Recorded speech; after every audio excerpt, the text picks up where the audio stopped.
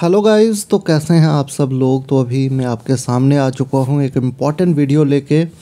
कितने नंबर चाहिए कांस्टेबल बनने के लिए। तो आपका पेपर जो है वो अब लगभग शेड्यूल है। 1 दिसंबर को आपका पेपर जो है होने जा रहा है।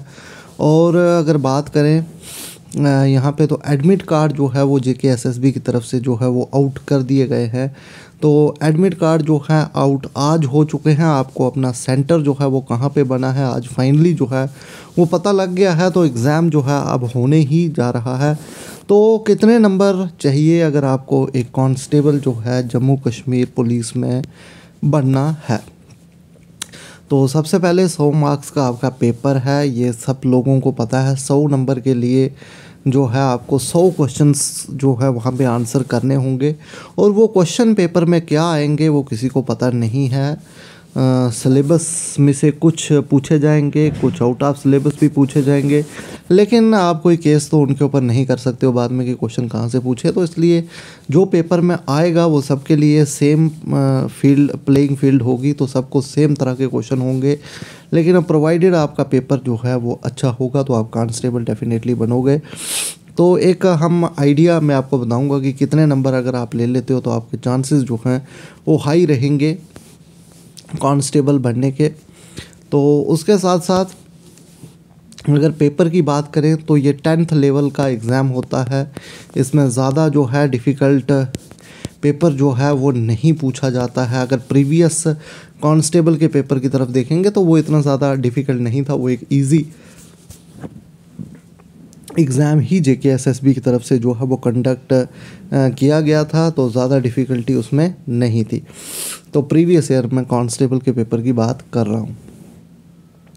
तो इस बार अगर बात करें तो 4000 के करीब पोस्टें हैं। लेकिन उसमें से 3500 शायद पोस्टों का पेपर 3500 के करीब पोस्टों का पेपर होना है फर्स्ट गो में, जिसमें आपका एग्जीक्यूटिव आर्म्ड वगैरह है। बाकी जो टेलीकॉम है उसको अलग रखा गया है और फोटोग्राफी वाला पोर्शन जो है वो अलग है। तो मैं बात करूंगा जो 1 दिसंबर को पेपर है, सबसे बड़ी जो रिक्रूटमेंट यही है। इसी में सबसे ज़्यादा पोस्टें हैं। जैसे आपका एग्जीक्यूटिव हो गया, आर्म्ड हो गया, इसी में सब कुछ आता है। तो इसके बारे में हम बात करेंगे। तो लगभग अगर ओपन मेरिट की बात करें तो इसमें ओपन मेरिट की अगर पोस्टों की बात करें तो लगभग 1500 के करीब जो हैं पोस्टें इसमें ओपन मेरिट है। मुझे एग्जैक्ट फिगर पता नहीं है लेकिन इसी के अराउंड जो है आपकी पोस्टें हैं। तो 1500 की अगर बात करूं मैं तो this is a big number. पहले नंबर में आपको बता दूं कि ये कोई कम नंबर नहीं है। अब आपको अगर फिज़िकल के लिए क्वालिफाई करना है, फिज़िकल के लिए क्वालिफाई करना है तो इंटू 6 जो है वो लिए जाते हैं फ़िज़िकल के लिए। तो लगभग 9000 बच्चों को जो है फ़िज़िकल के लिए लिया जाएगा for open merit. Open merit के लिए 9000 बच्चों को जो है वो लेना है फ़िज़िकल टेस्ट में। 1:6 का रेशो जो है वो उठाया जाता है। तो 9000 में आने के लिए मतलब आपका रैंक अगर 9000 होगा तो आपको ओपन मेरिट पे जो है आप ओपन मेरिट में क्वालिफाई कर दोगे फ़िज़िकल टेस्ट के लिए। फ़िज़िकल टेस्ट के लिए आप ओपन मेरिट में क्वालिफाई कर दोगे। तो 9000 में जिसका रैंक है वो डेफिनेटली जो है अगर उसकी कैटेगरी है तो वो 100% अगर रेस क्वालिफाई करता है तो उसके चांसेस बन जाते हैं कि वो कांस्टेबल बन जाएगा अगर 9000 में वो रैंक लाता है कैटेगरी में। लेकिन अगर मैं अगर बात करूं तो अगर 30% या 40% या 50% भी अगर रेस बच्चे जो हैं वो निकाल देते हैं तो अगर आपका रैंक जो है वो 3 से 4000 के बीच में है, 3 से 4000 के बीच में अगर आपका रैंक आ रहा है मतलब लेस देन 4000, अगर 4000 के अंदर आपका रैंक है तो डेफिनेटली आपके चांस बन जाते हैं कि आप ओपन मेरिट में क्वालिफाई कर जाओगे।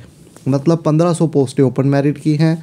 अगर आपका 4000 तक रैंक आ जाता है तो आपके हाईली चांसेस होंगे कि अगर आप फिज़िकल टेस्ट क्वालिफाई करते हो तो आप जो है सिलेक्शन जो है वो ले लोगे, आप जो है कांस्टेबल बन जाओगे अगर आपका रैंक जो है वो 4000 तक आता है। और अगर आपका रैंक जो है 8 से 9000 तक आता है तो आप कैटेगरीज़ में भी सिलेक्शन जो है वो ले लोगे आराम से। अगर आपकी कोई कैटेगरी है, आप ST में हो, ST में तो काफ़ी कम जाता है, उसमें जो है आपका 9000 से ऊपर भी होगा तब भी आपके चांसेस होंगे। लेकिन 9000 तक अगर आपका रैंक आता है, मैं एक मतलब कि प्रोटेक्टेड अप्रोच लेके चल रहा हूँ कि जहाँ पे आपके 100% चांसेस हों। तो कैटेगरी में अगर 9000 के करीब आपका रैंक है तो आप कैटेगरी में सिलेक्शन लो लोगे, और अगर 4000 तक रैंक है तो आपकी ओपन मेरिट में सिलेक्शन होने वाली है।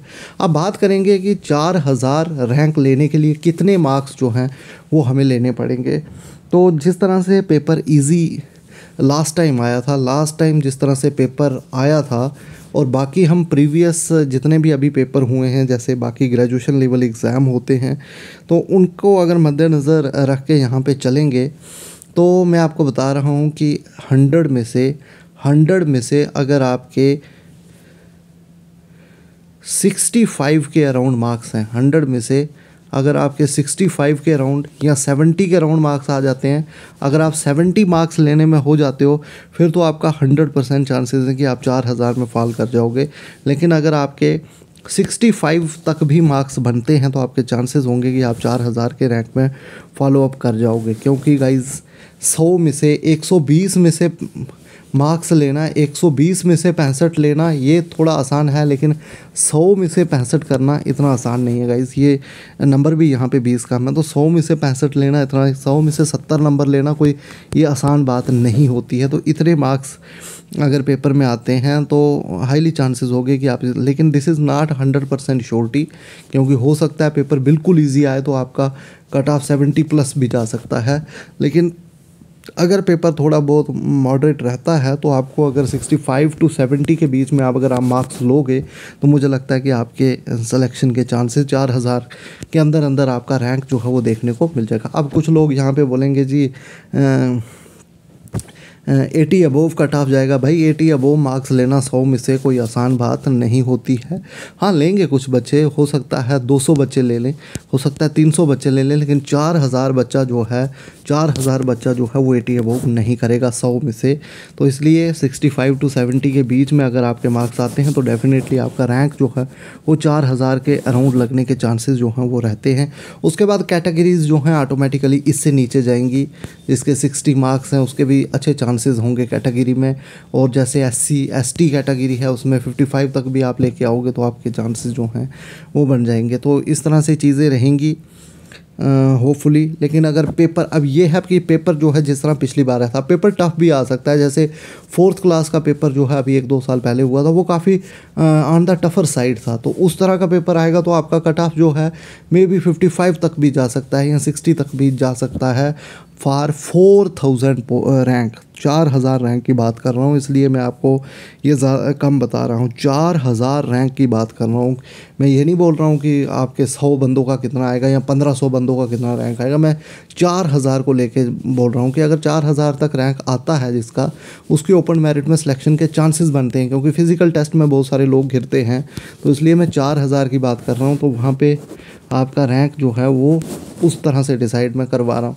तो 65 से 70 के बीच में जो मार्क्स सिक्योर करेगा उसके चांसेस रहेंगे कि वो जो है कांस्टेबल बन सकता। तो आई होप चीज़ें आपको समझ आई होंगी। बाकी कीप कूल होके पेपर करना है आपने, कोई भी टेंशन वहाँ पे नहीं लेनी है। पेपर को करें, जितना पेपर आपको आता है उतना करें। हो सकता है जो आपके लिए टफ़ है वो बाकियों के लिए भी टफ़ होगा। तो मैंने आपको बता दिया है कि पेपर अगर डिफ़िकल्ट आया तो मे भी कट ऑफ आपका नीचे जा सकता है, और पेपर अगर बिल्कुल ईजी आया तो कट ऑफ आपका ऊपर जा सकता है। यही पेपर का रूल होता है। लेकिन प्रीवियस ईयर एनालिसिस के जिस तरह के पेपर आते हैं तो उसमें मैंने बता दिया कि 100 में से जो 65 मार्क्स लेगा उसके अच्छे खासे चांसेस बनेंगे कि वो कांस्टेबल बन सकता है। तो आई होप आपको चीज़ें समझ आई होंगी। बाकी मिलते हैं नेक्स्ट वीडियो के साथ, तब तक के लिए थैंक यू।